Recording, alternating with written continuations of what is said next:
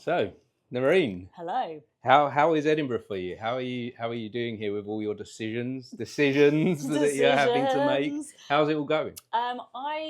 Talking of decisions, I couldn't even decide what to eat this morning. Okay. I don't know why we've gone straight there, but you asked me and you've This opened is- up a can of well, worms. yeah, I'm just looking for the truth. So. Yeah, I had the decision between a cheese twist or one with a pesto in it, or a cinnamon bun, and I kind of wanted all of them, but I think that's an Edinburgh thing. But I did go with the pesto one, and then I regretted it. Is cheese a breakfast food? I don't think any of those are breakfast foods, but the cinnamon one, I quite like a sweet thing in the morning. Yeah. I tend not to have cheese in the morning. Well, I'll take that into consideration. I've just never really considered that as something I'd have with my breakfast. I don't know why. Well, maybe tomorrow. Maybe tomorrow I should try it. Yeah, give it a whirl. True. I mean, apart from that, deciding anything is tricky in Edinburgh because there's so many shows to see. So that's the other thing. It feels completely overwhelmed because there's so. What is there, like 3,000? I think it's 5,000 within the entire 4 weeks. That's insane. It is. So mad. I was telling you, my son's come up here for the first time, and when they sat down in a bar the other night, they're looking at all the leaflets and the flyers, and they're like, where do we start? Where do we even begin with all of this? Yeah. So what advice would you give to someone that says that? I think just come and see my show over and over again. No, I think the best thing to do is go by instinct, which is ridiculous that I've just said that, considering I can't make decisions.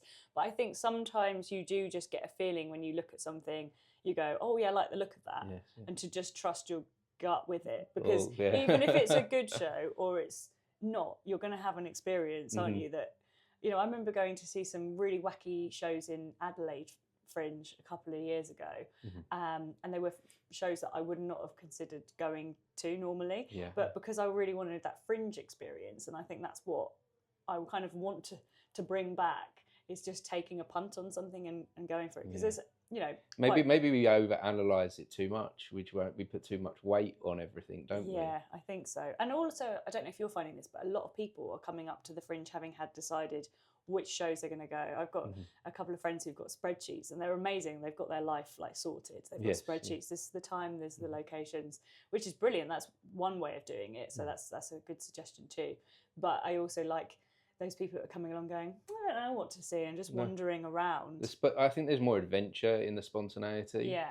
That's definitely how I have a good time up here. I do come up here with a bit of a structure so that my days aren't completely empty. Yeah. But then I try and just see where my feet take me. Yeah. Because Edinburgh as well is a bit of a labyrinth, isn't it? Yeah. It's amazing how you can go down one corridor and up another and round, and then you can go backwards and forwards, and then you're back where you started. Yeah. And especially, Google Maps are a nightmare. They don't work. Yeah. I, for one, so my venue is on Cowgate, and when Google Maps, you put in the venue or whatever, it takes you to the top, above. Yes, so the amount of times that, I'm just saying that's the reason that people don't always make it. They're just stuck on the bridge. Even someone that's been coming here for 3 years now, I had that problem in the first week that I kind of forgot where certain venues were. And I was due to see a show down here, and I was already running late.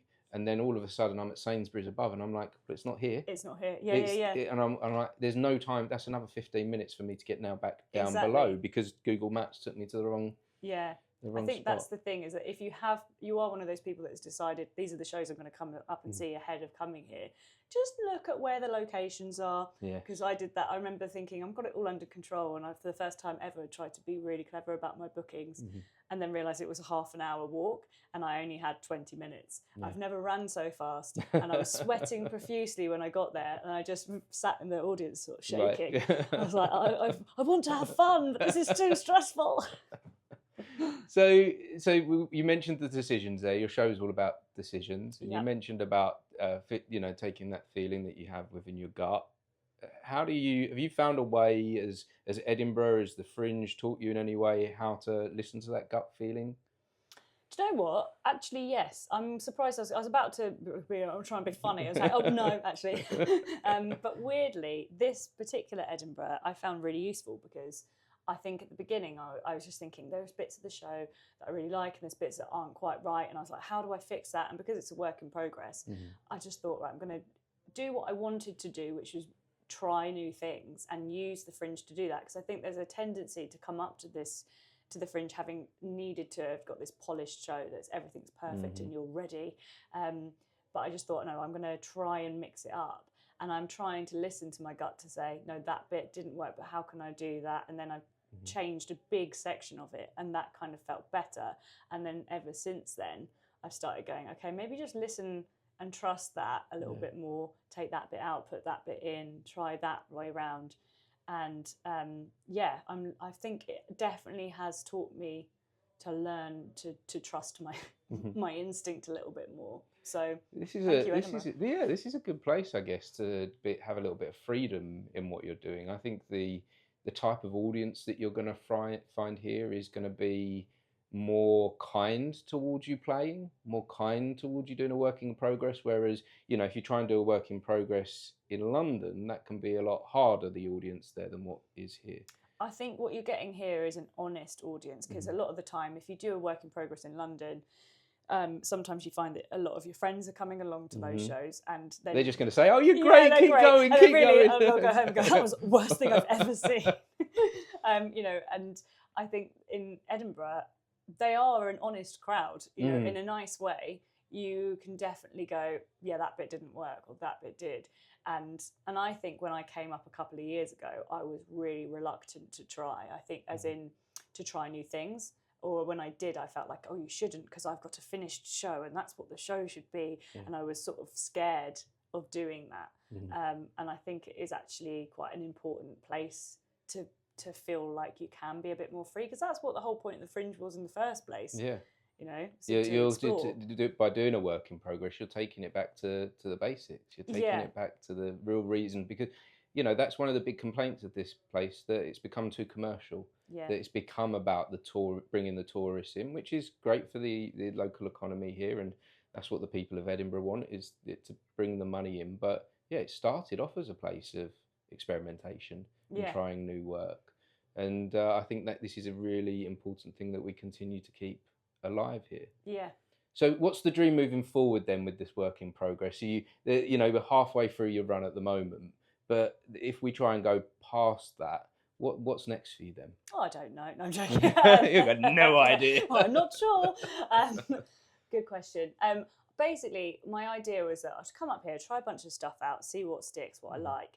But what I'm learning is I really like the idea of the audience deciding different elements. Okay. So I'd like to maybe either make a bigger show that I have I'm making my job harder for myself, because it's basically having loads of material up my sleeve that then I can kind of have too much to offer people, and then they can kind of help make the decision along the way. So it's either I'm going to make a bigger show of what I've got now and come back with it, or I'm also really enjoy character comedy as well. Someone's entering. Hello. Oh, we're just going to be 5 minutes. Is that okay? Yeah. Thank you. Live interview. Yeah, exactly. We're keeping this. This is really how it is. No, we're in a karaoke booth. They just wanted to come in and sing. Yeah, probably, yeah. But this is the Fringe. We're keeping it real. We are. This is grassroots.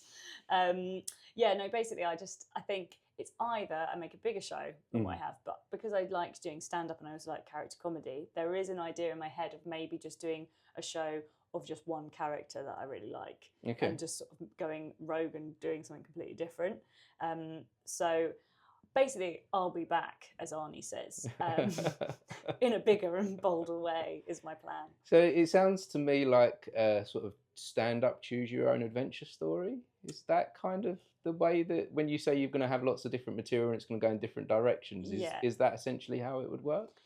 Yeah, basically, I used to read, this is showing my age, millennial teenagers will remember Ms. Magazine, and it used to be like, you'll ask a question like, do you like this? And you say no or yes, and then you go to the next one and it will say this.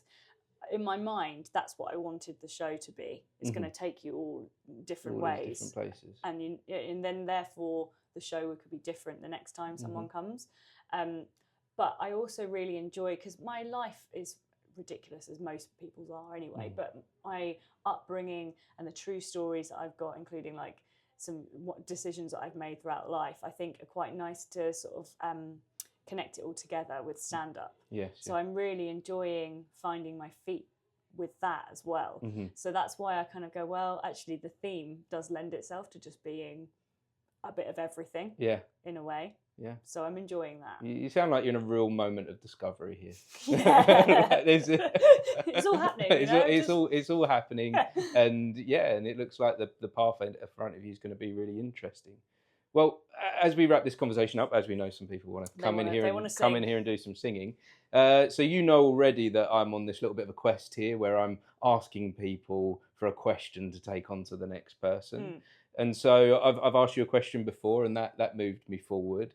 And since then, the last question that I got asked is it worth it for the money? What, the Fringe, or just anything? I'm asking too many questions. Yes, the questions are open. That's how it was presented to me. However you want to take that question. So is it the Fringe? Is the Fringe worth it for the money? Is life worth it for the money? Is the decisions worth it for the money? Where in your life do you want to go with that? I'm going to go with the decisions, and I'll say yes, it is. If someone wants to, if I could pay someone to make my decisions for me, I'm well up for that. So yeah, money can buy choices. Money can buy a lot of things, can't it? Really, you know, it would be nice to have money. So I'm going to say yes. Okay. I think money can, I think as us creatives, we need money to be the fuel for whatever we're doing. Yeah. And I think it can allow us more freedom. Yeah. I sort of hate to admit it, really, because, ultimately it shouldn't be like that, right? No. It should be that you're doing the thing because you love it and all the rest of it. But basically I spend most of my time just trying to earn the money to do the thing. Yeah. So actually the honest answer is, it would be lovely. Is it worth it for the money? Yes, because the money helps you do the thing. Yeah. So if someone wants to give me £500,000, any sponsors, we're open. Like we're here. We didn't even mean this, but it's a seamless plug. We need your money to keep going. PayPal here. We'll link underneath. Yeah. Okay. So what can I take forward from you from here then? What is it that you would like to know? What is in a question for someone? Is wood the best material to use? Okay. I just looked up and I saw wood. I don't know if that it's a question that I think everyone needs to know the answer to, because there are a lot of materials, and that's another Fringe question. We're going back to basics, because wood is great, isn't it? Yeah. We're filled with a room that's made of wood. So just let me clarify that question. So is wood a good material to? Yeah, I think. Is wood the best material to use? Yeah, maybe is wood the best material to use? And what I mean by that, if you want to extend that question more to someone, is should we be going back to basics? Okay. At the Fringe. That's. And when wood is like the real. Is the bottom level, I guess. Yeah, I'm sure that there are others below that, but in my mind, I don't know things. So wood is the thing. I'll lead with that, and I'll just see what happens. Should we go back to basics? We go back to with wood? With wood. Well, thank you so much. Thank you. Like I say, I'm excited to see where the rest of your journey goes from here. And thank you. Thank you so much for sharing. Thanks for being with me here. Wonderful. Thank you so much. That was awesome.